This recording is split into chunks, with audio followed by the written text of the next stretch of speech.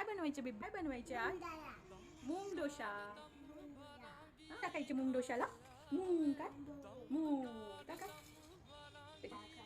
मखाना. आणि जिरा आणि धनिया. काय टाकायचं? कोथिंबीर. टाकायचं लसूण, अद्रक. मग काय टाकायचं? मिरची. Spinach, boil spinach. मीठ. पाणी. Very good.